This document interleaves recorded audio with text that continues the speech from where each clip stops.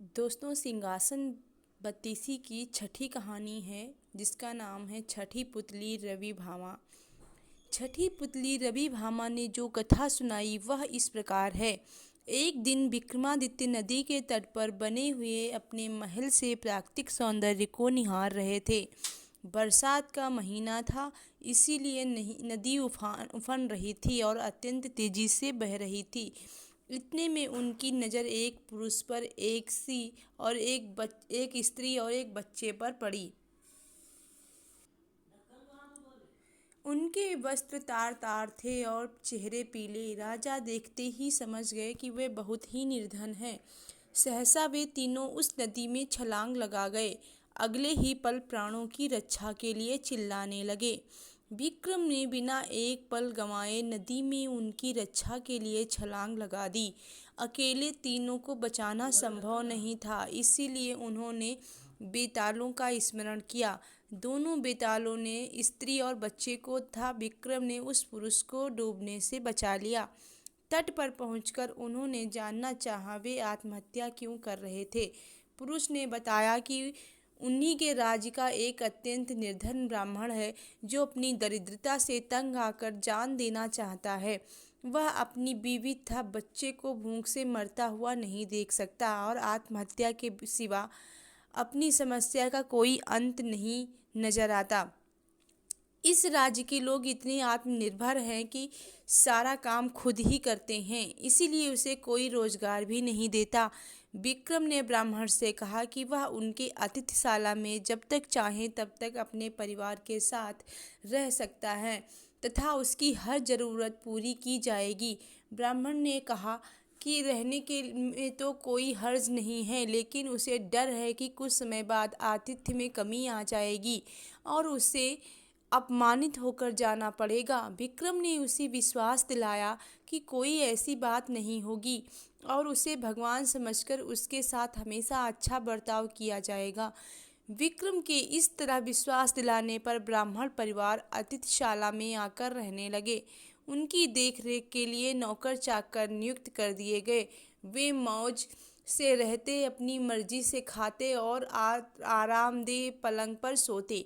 किसी चीज़ की उन्हें कमी नहीं थी, लेकिन वे सफाई पर बिल्कुल ध्यान नहीं देते थे। जो कपड़े पहनते उन्हें कई दिनों तक नहीं बदलते। जहाँ सोते वहीं थूकते और मल मूत्र भी त्याग कर देते। चारों तरफ गंदगी ही गंदगी फैल गई। दुर्गंध के मारे उनका स्थान एक पल भी ठहरने लायक नहीं रहा। नौकर चाकर कुछ दिनों तक तो धीरज से सब कुछ सहते रहे, लेकिन कब तक ऐसा चलता। राजा के क्रोध की भी उन्होंने परवाह नहीं की और भाग खड़े हुए। राजा ने कई अन्य नौकर भेजे, पर सबके सब एक ही जैसे निकले। सबके लिए यह काम असंभव साबित हुआ। तब विक्रम ने खुद ही उनकी सेवा का बीड़ा उठाया। उठते बैठते सोते जागते हुए ब्राह्मण के परिवार की हर इच्छा पूरी करते। दुर्गंध के मारे माथा फटा जाता, फिर भी कभी अपशब्द का प्रयोग नहीं करते। उन्होंने उनके कहने पर विक्रम उनके पांव भी दबाते। ब्राह्मण परिवार ने हर संभव प्रयत्न किया कि विक्रम उनके आतिथ्य से तंग आकर अतिथि सत्कार भूल जाएं और अभद्रता से पेश आएं, मगर उनकी कोशिश असफल रही। बड़े सब्र से विक्रम उनकी सेवा में लगे रहे, कभी उन्हें शिकायत का कोई मौका नहीं दिया। एक दिन ब्राह्मण ने जैसे उनकी परीक्षा लेने की ठान ली। उसने राजा को कहा कि उसके शरीर पर लगी विष्ठा साफ करे तथा उसे अच्छी तरह नहला धोकर साफ वस्त्र पहनाए। विक्रम तुरंत उसकी आज्ञा मानकर अपने हाथों से विष्ठा साफ करने को बढ़े। अचानक चमत्कार हुआ। ब्राह्मण के सारे गंदे वस्त्र गायब हो गए। उसके शरीर पर देवताओं द्वारा पहने जाने वाले वस्त्र आ गए। उसका मुखमंडल तेज से प्रदीप्त हो गया। सारे शरीर से सुगंध निकलने लगी। विक्रम आश्चर्यचकित थे। तभी वह ब्राह्मण बोला कि दरअसल वह वरुण है। वरुण देव ने उनकी परीक्षा लेने के लिए यह रूप धरा था। विक्रम की अति सत्कार की प्रशंसा सुनकर वे सब परिवार यहाँ आए थे।